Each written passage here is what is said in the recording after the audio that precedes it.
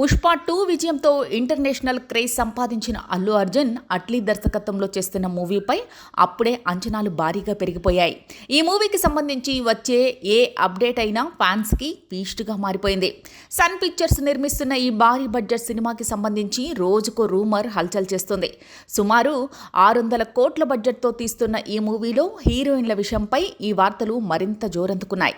సమంత, జాన్వీ కపూర్, దిశా పటాని, శ్రద్ధా కపూర్, మృణాల్ కపూర్ ఇలా ఎంతో మంది హీరోయిన్ల పేరు వినిపిస్తున్నా మేకర్స్ నుంచి ఎలాంటి సమాచారం బయటకు రావటం లేదు.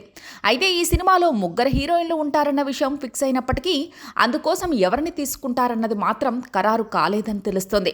ఈ సినిమా గురించి మొదట డ్యూయల్ రోల్లో అల్లు అర్జున్ కనిపిస్తారని, ఆ పాత్రలో హీరోగా మరొకటి నెగిటివ్ షీట్స్తో ఉంటుందని ఊహాగానాలు వచ్చాయి.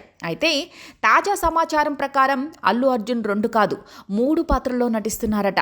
3వ పాత్రలో అల్లు అర్జున్ని ఇప్పటి వరకు చూడని సరికొత్తగా చూస్తారని ఇండస్ట్రీ వర్గాలు అంటున్నాయి.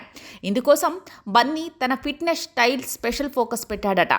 3 పాత్రల కోసం శారీరక మార్పుల కోసము తీవ్రంగా ప్రయత్నిస్తున్నాడట. ఈ చిత్రానికి సంబంధించి వినిపిస్తున్న సమాచారం ప్రకారం ఈ సినిమా పునర్జన్మల బ్యాక్డ్రాప్లో ఉంటుందట.